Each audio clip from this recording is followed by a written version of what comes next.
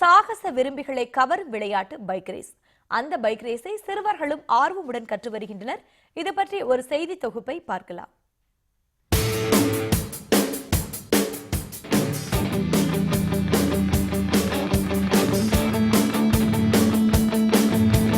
பைக்கில் சீறி பாய்வதற்காக இந்த சிறுவர்கள் தயாராகிக் கொண்டிருக்கிறார்கள்.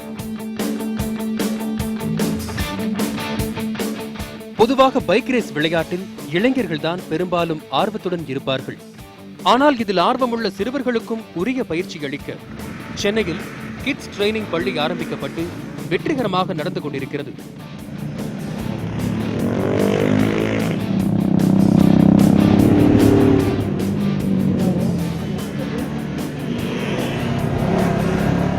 வெளிநாடுகளில் பைக் ரேசிங் என்ற இந்த விளையாட்டுக்கு எந்த ஒரு வயது வரம்பும் கிடையாது.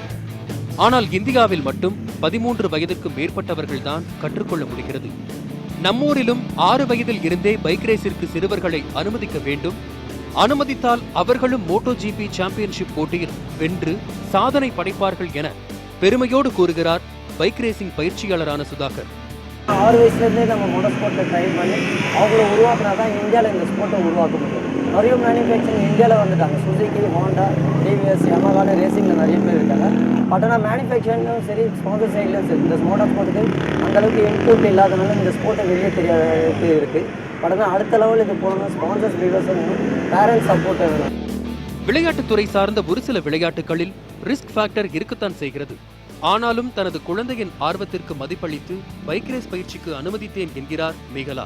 நம்ம ஊரில் பார்த்தீங்கன்னா கிரிக்கெட்டு மற்ற ஸ்போர்ட்ஸ்க்குலாம் ரொம்ப ஓவர அவேர்னஸ் இருக்குது, ஸ்பான்சர் கிடைக்குது.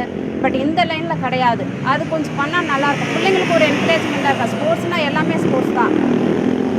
மோட்டோ ஜிப்பில் பார்த்தீங்கன்னா இந்தியாவில் இது வரைக்கும் வந்தது கிடையாது. எனக்கு என் பையன் வரணுன்றது ஆசை எனக்கு. விளையாட்டு என்றாலே சிறுவர்களுக்கு பிடித்தமான ஒன்று. அந்த வகையில் தங்களுக்கு பிடித்த விளையாட்டை தேர்ந்தெடுத்து சாதித்துள்ளதாக கூறுகின்றனர் இந்த சிறுவர்கள். பைக்ஸ் நான் ஃபஸ்ட்டு ஒயிட் பைக்ஸில் ஆரம்பித்தேன் ட்ராக்கில். அப்புறம் இப்போ R15 ஓட்டிகிட்டு இருக்கேன். ரீசெண்டாக இப்போது இந்த வருஷம் ருக்கி கப் ஓட்டினேன். அதில் நேஷ்னல் செகண்ட் வந்தேன். இப்போ அடுத்த ரேஸ் டிசம்பரில் இருக்குது. அதுலேயும் வின் ஆகிறேன்னு நினைக்கிறேன். என்னோட எய்ம் மோட்டோ ஜிப்பில் வின் ஆகுது.